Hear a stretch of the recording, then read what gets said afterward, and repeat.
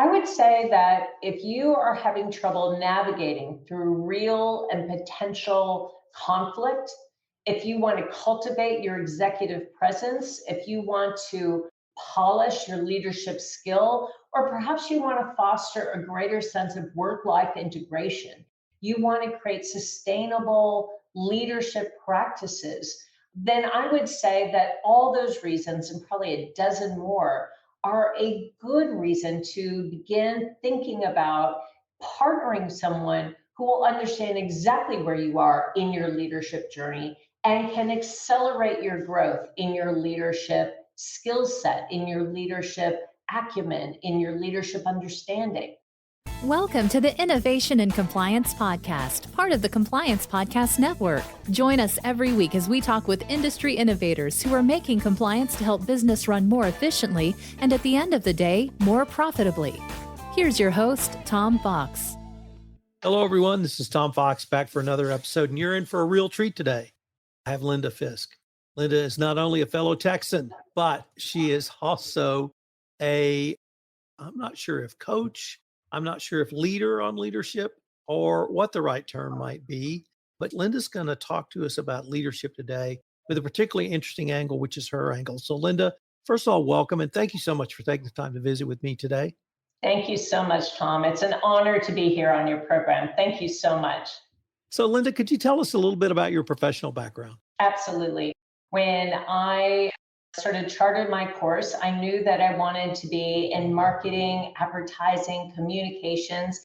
And early in my career, I had the good fortune of working with some of the most brilliant brand building experts on the planet. I had the opportunity to work with several very large, very prestigious advertising agencies and work with professionals that really understand what it was to create a personal and professional brand, to reposition a brand, to launch a brand, to reinvent a brand. And so that was some of my early formative years in corporate America, working for advertising agencies, working with brilliant brand builders.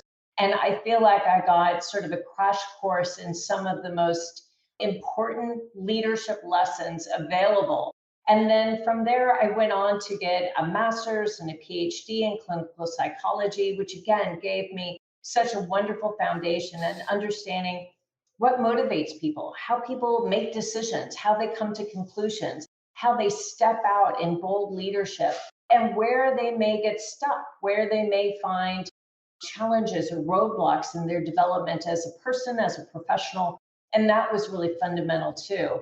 And then in the last part of my career, I have been lucky enough to serve in the C-suite, both as a CMO and as a CEO for a couple really remarkable global leadership communities. And in those communities, I have the privilege and honor of working with transformational leaders from all over the planet, helping them make the kind of impact that is only available to those people that are purpose-driven and that are intentional about not only growing their community to a global scale, but really growing their reach, their influence, their thought leadership, and to be able to tremendously positively impact others.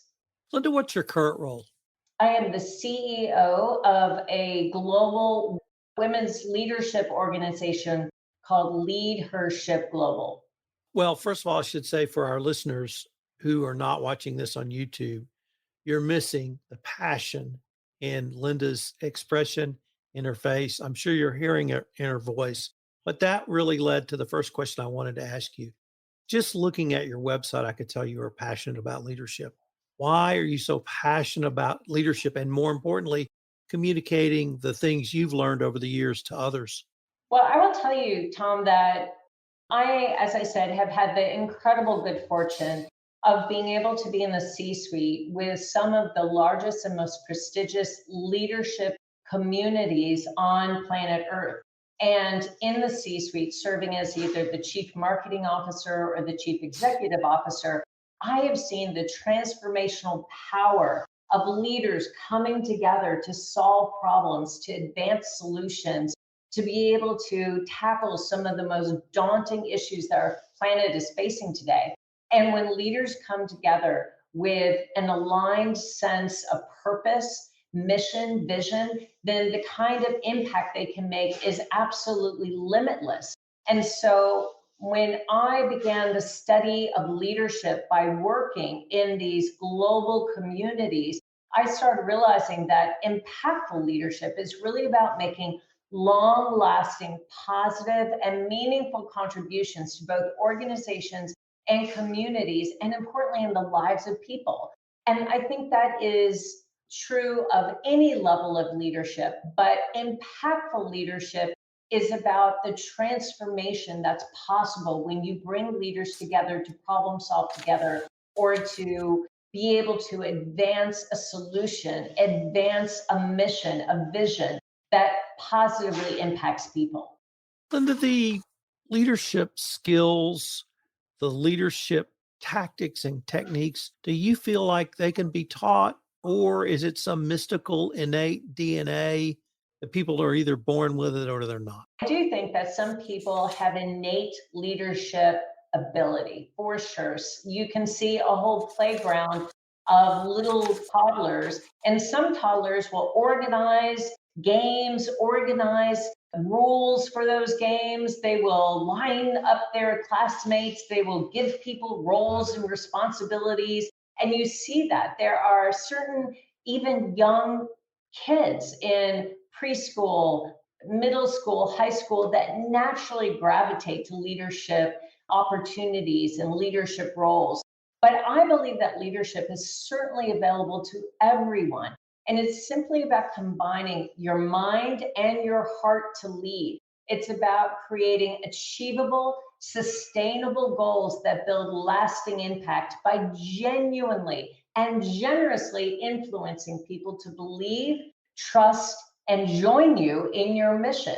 And so everyone has the opportunity to be a leader, no matter if you are organizing kids on the playground or if you're leading a Fortune 50 company. You have the opportunity to enact influence and ensuring that you're able to influence people positively and gain their trust and invite them to join you on your mission, on your vision. How is engagement different in leadership for women, or is that just completely incorrect? It's not different than the other gender. No, I would say that there are some, I think, important qualities of good leader that are universal, but there are some leadership qualities that are unique to women. So let's start with the most important qualities of a good leader. First, I think, regardless of gender or gender identity, I think that you need to establish a unique leadership style based on your own values, based on your own character traits and talents, understanding your principles, understanding what's most important to you, and then developing your leadership style in a way that completely and fully embraces your values, your character traits, your talents, and that not only reinforces those things, those principles, those characteristics that you deem to be most important, but clearly communicates that in your leadership style in all situations. The second, I think, important quality of a good leader is not only do they establish their own unique leadership style, but they serve with their mind and with their heart. They incorporate an attitude of service to genuinely connect with the people in their life, to help earn their loyalty. And so they are listening beyond the words being spoken. They're listening to the emotion, they're listening to the intent. They're really serving with both their mind and their heart. And they're trying to connect with people in a very genuine, authentic, and heart centered kind of way. And the third quality of an incredible leader, both male and female, is to be generous and to truly participate in the lives of those around them, to be able to share their knowledge generously with those that they lead, being a role model to inspire and to motivate the people around them to be able to move forward in their own mission, in their own vision. Listen, everybody's definition of success is different, but a genuine, transformative leader understands what that mission and vision is for the people around them, and they help them uncover the roadblocks and the obstacles, overcome the challenges, help them get on path to be able to not only succeed in their definition of success, but to inspire them and motivate them when things get tough. Now, that's what I believe is true of all leaders, but we do know that there are some really unique characteristics of leaders that are sort of more noted in women than men. In fact, women are rated better than men on some real key leadership capabilities, just in a very innate sense.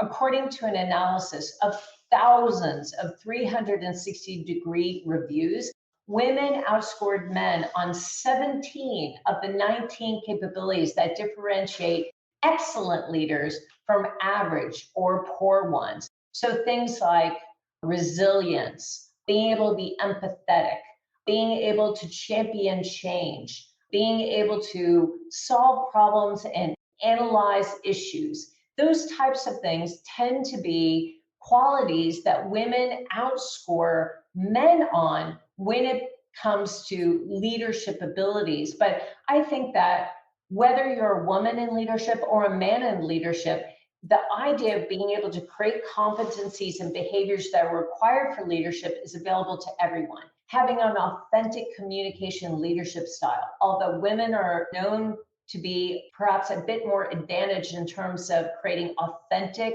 communication styles, that is certainly something that's available to everyone. Being able to navigate through discomfort and imposter syndrome. Women typically have lower scores on confidence, higher scores on imposter syndrome. So they have been uniquely skilled to be able to navigate through the discomfort and through the issue of imposter syndrome or having their confidence challenged. They tend to navigate through that perhaps a bit more adeptly, simply because that's a much more common sort of feeling among most women. But being able to give and receive actionable feedback, being able to set and reassert boundaries, being able to negotiate on behalf of themselves and others, being able to develop teams and champions, all of those are some of the fundamental characteristics and attributes of a real phenomenal transformational leader. And those are qualities that are available to both men and women. So let me turn to your company and start off by asking you, why did you found LeadHERship? In my recent experience working in the C-suite of other leadership communities around the world, I recognize the power of partnership, the power of community, being able to gather like-minded leaders to overcome issues and problems and to scale challenges and to be able to advance their purpose and their mission and vision and success. And what I wanted to do was create a safe haven for women in leadership. I wanted to create a community that was based on trust, respect, and this idea that all women, no matter where they lived in the world, no matter what their background, what their belief system, what their religion, their socioeconomic strata, that all women around the world are worthy of respect, are worthy of being considered valuable, and they should be honored and they should be given the opportunities to advance their success. So our focus, our entire focus, is on accelerating the success of women all around the world. We give women access to the kinds of resources, tools, learning, connections, funding, media platforms that otherwise they may not have access to. And we ensure that we are providing a level playing field for women, because we know that in many parts of the world, women face social, economic, cultural biases and discrimination and a lot of barriers that men do not. So we try to eradicate those barriers to leadership. We try to minimize that discrimination, those social, cultural, and economic barriers that women may be facing to be able to advance their success. And we do everything we can to accelerate their success by giving them the same access to funding, to media opportunities, to connections, to networks, to introductions, to resources, to tools that men typically have. I am often asked the question, when should I hire a leadership coach? How would you answer that question? I would say that if you are having trouble navigating through real and potential conflict, if you want to cultivate your executive presence, if you want to polish your leadership skill, or perhaps you want to foster a greater sense of work-life integration, you want to create sustainable leadership practices, then I would say that all those reasons, and probably a dozen more, are a good reason to begin thinking about partnering someone who will understand exactly where you are in your leadership journey and can accelerate your growth in your leadership skill set, in your leadership acumen, in your leadership understanding. Now, leadership, as I said, I believe is a learned skill, but you have to be surrounded by people that will be invested in your success as a leader. Sometimes that means hiring a coach who can give you honest, objective feedback about how others experience you, how others relate to you, how he or she sees you deal with decision making, how you deal with communication, how you deal with risk. All of those are incredibly important factors in the development of your leadership, but we all have blind spots. When you're able to partner with a coach or a confidant or a mentor that's able to give you real, objective, unbiased guidance about what it's going to take to level up to that next level of leadership, that is priceless. And if you feel like you're navigating through real or potential conflict, or you feel like you're not where you need to be in terms of cultivating executive level presence or polishing your presentation skills or calling people to take action or fostering work-life balance or any other way, being a true transformational leader. Maybe you're struggling with your communication style, your leadership style. Maybe you don't have the level of confidence that you need to take that next step in leadership. In all those cases, it's so critical. It's really key to be able to avail yourself to people, to networks, to mentorship, to coaches that can help partner with you to lead you to that next level of influence. You and I are both business owners. I think I can speak for you in saying you understand the need for thought leadership to be perceived as a thought leader and to deliver thought leadership. And I certainly understand that as well. How do you explain what you and I see as a basic part of your personal brand to someone who is moving up the corporate ladder? Does that sort of need for a personal brand and thought leadership around that extend to the corporate world as well?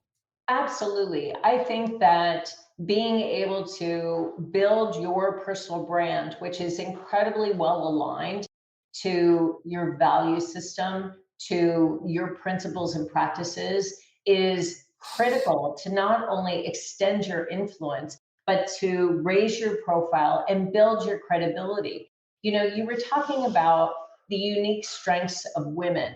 And the one quality of women that I see being integrated into personal brands now more than ever is empathy. And I tell you, empathy wins in a crisis. Women leaders, they found, tend to slightly outperform men in most leadership skills, as we talked about. But empathy is one of the most important character and leadership skills that you can have. It's often referred to as sort of emotional intelligence or a soft skill, basically pertaining to the way you approach others or handle your professional life. But empathy is a place where women tend to excel. And to be able to build a personal brand that is empathetic and that is authentic, that is truly based on who you are genuinely, built and founded on your principles, your characteristics, your unique values, I think is so critical. But this idea of empathy, I don't think it can be emphasized enough because it really talks about leadership and building a personal brand that is other focused. It's not based on touting who you are and what you have achieved and what you've done, but focused on how you can be leveraged, how your skills and experiences and expertise and knowledge can be leveraged to help others achieve their dreams, to help them achieve their goals. And I will tell you that in my mind, building a personal brand that is authentic to yourself, that is genuine, that is founded on your value system, but that absolutely holds empathy as the key to understanding how you can be of service to others. That is a formula for success. So I grew up in the energy industry and I had or worked for three incredibly dynamic women leaders. And each one of them basically often was the only woman in the room. And they were smart as whips. They were smarter than the boys. They outworked the boys because they had to get credibility. And now they're leaders and they are very dynamic and drive, I think, great organizations. I'm now in compliance, and the compliance field is a little bit different in terms of the number of women. It's over 50% women. So I wanted to use that as an introduction to ask, do the leadership skills you teach or the leadership skills you see, are they across all industries, or is something different in the old, I guess you could call it a STEM network, as opposed to a field where women have been more welcomed into the field earlier on? Yeah, I would say that probably every single industry has its own culture, has its own sort of history, and also has a very dynamic and changing ratio of men to women.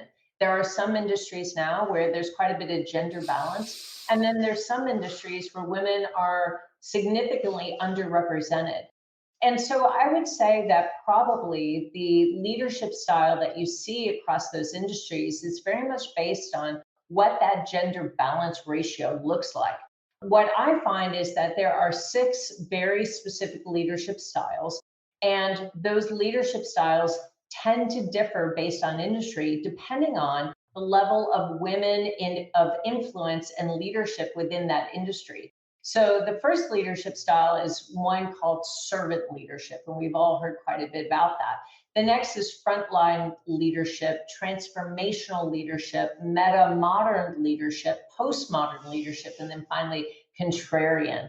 And I'll take one for an example. The frontline leader is a leader that perhaps you see quite a bit in industries like healthcare. A frontline leader is someone that you know how to be genuine and present during interpersonal interactions. You have the emotional intelligence to feel empathy. You know how to express that. Your authenticity means that you are generous and you share yourself with others. And storytelling is actually one of the strengths of a frontline leader. It's how you connect with people and engage with them in a shared vision.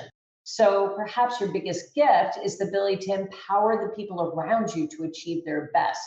In this case, if you're a frontline leader, your leadership style is a valuable asset to improving your career prospects, especially in an industry like healthcare.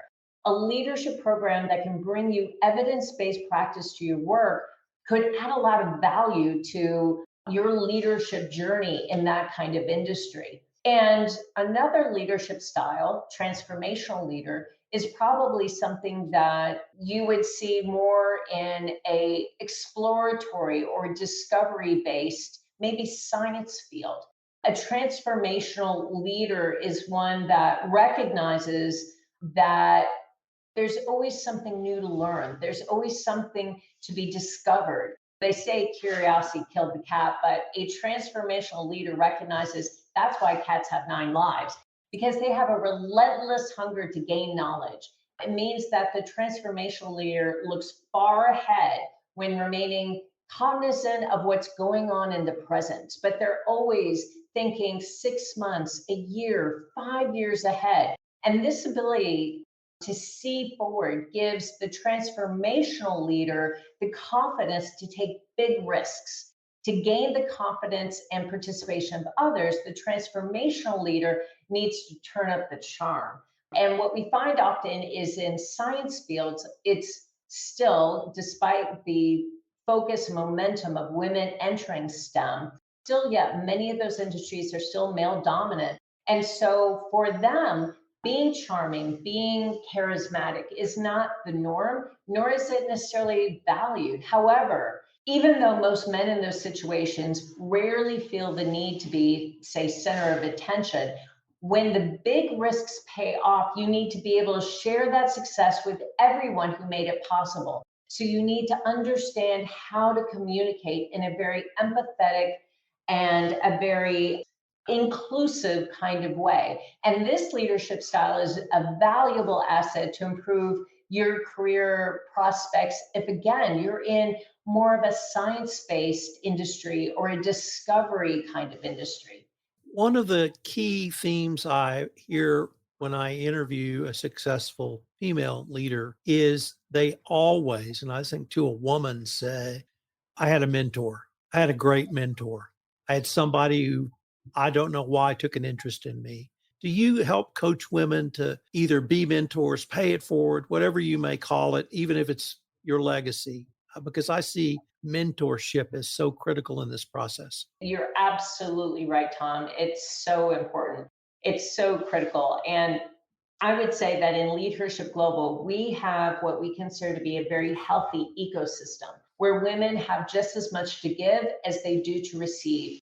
And we build a very trust-based giving kind of culture where women are very invested in the success of each other. So as one woman has a level of expertise that they're willing to share, another woman will be challenged in that area. So we have a lot of women who will raise their hand and say, wow, I need help with marketing, or I need help with sales. I need help with financial forecasting. I need help with confidence. I need help with public speaking. And as they raise their hand and say, I need help with this, then we have other women within the community that say, oh, I can do that with you and for you. Let me book some time with you and share with you what I've learned. Let me give you this resource, this tool. Come join me for this workshop. Come be a part of my community. And what we find is that kind of healthy ecosystem where we have women that have just as much to give as they do to receive builds this really this multiplier effect in terms of success. And that is also, in my mind, part of being a servant leader. And in that way, for you as a servant leader, others come first. You need to serve, which means that you need to share your power and you delight in seeing others grow. You're happy when you can help others become self-actualized. And of course, there are ethical priorities that help you remember the responsibilities of leadership as a servant leader. But as a servant leader, your humility actually informs your interactions with others. It helps you remain conscientious. And as a servant leader, you're also a natural listener. So you know how to build community, you know, and listen for what others need from you, where you can be a transformational, impactful, powerful leader to them.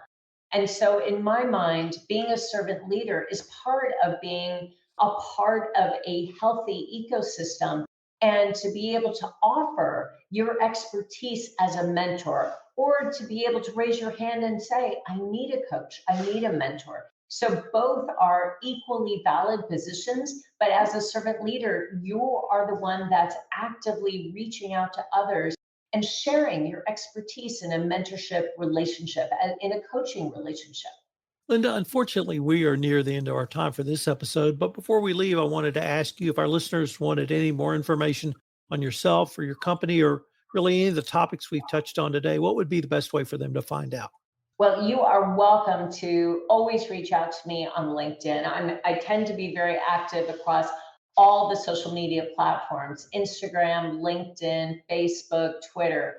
But if you want to create a one-on-one conversation, please reach out to me, Linda Fisk, or LeadHERship Global, LeadHERship Global on LinkedIn. I'd be happy to connect with you. And you are welcome to come to our website, LeadHERshipglobal.com, and jot me a note, and I will be happy to respond to that as well. Linda, I really wanted to thank you so much for the perseverance you put in to get to this podcast. And I hope we can continue this conversation. Thank you so much, Tom. What an honor it was to be with you today. Thank you so much. If you want to stay up to date on the latest innovations in compliance and help your business run more efficiently, subscribe to this podcast and help spread the word by leaving a review.